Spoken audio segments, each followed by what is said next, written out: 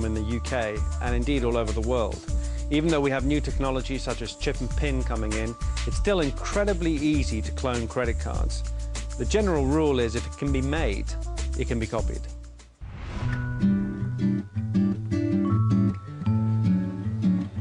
Jess has got a part-time job waitressing in this cafe, but a cup of coffee here is going to cost rather a lot more than you might think, because this waitress is card cloning. Is everything okay? Yes. It's time to settle the bill, so Jess brings out the keypad terminal for her customers' card payments. Thank you. Oh. That was clumsy, or was it? Okay, can you put your PIN code in?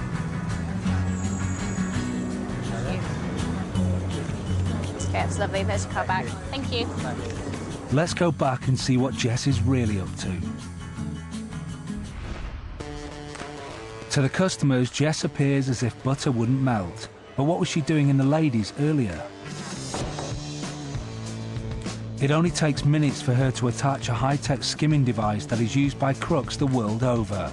This reads the magnetic strip on any credit or debit card and stores the details so that they can be used later to make duplicates or even be sold on to organised crime gangs.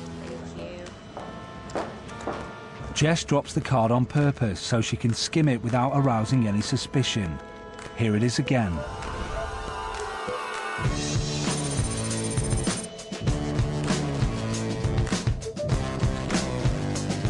From a different angle, the swipe is clearly visible.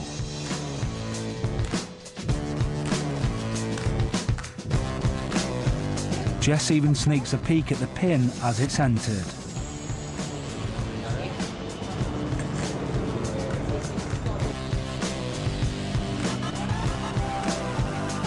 That's lovely. There's your card back. Thank you. Jess has just walked away with his card details and his PIN. He may as well have written her a blank cheque. So how does this work? The cards that Jess has swiped are recorded in this dictaphone as sound files from the magnetic stripe on the back of the card. Now, in order to get the data from that, I have to connect this to a computer which reads the sound file.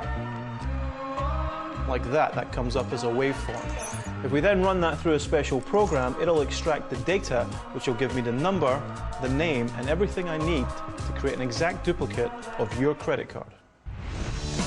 Back at the cafe, these customers are also going to lose their card details. But this time, Jess mounts the card skimming device on her waist. Okay, it won't be a minute. There. It's all done very casually.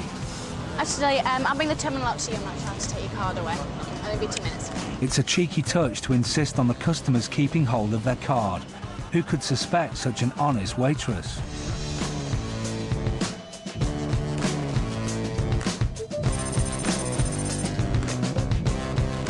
Again, a different angle shows the swipe clearly.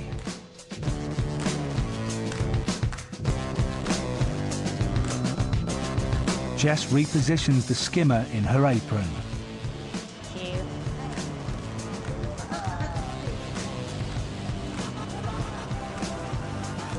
By making out the card needs cleaning before it can be read, she gets away with a sneaky swipe right in front of the victim. Here it is again from a different angle. Jess doesn't even look away as the PIN is entered. These people are lucky.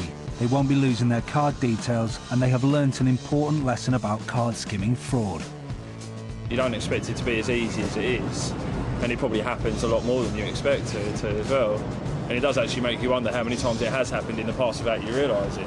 1 minute, it's swiped, and within 10 minutes, your whole bank's cleared. Once your credit card information has been stolen, there are several things that can happen. Your card can be cloned and used here in the UK, or the data can be sold on the black market via the internet. So your card can be used on the other side of the world within 24 hours.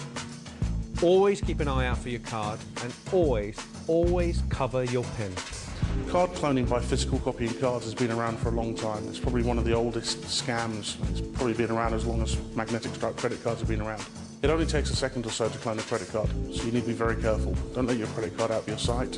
Don't let anyone wander away with your credit card. Always know what you're using your credit card for. Most credit card companies are very good at dealing with stray transactions, and as long as you stay on ball and keep an eye on your statement, you should be able to do something about it.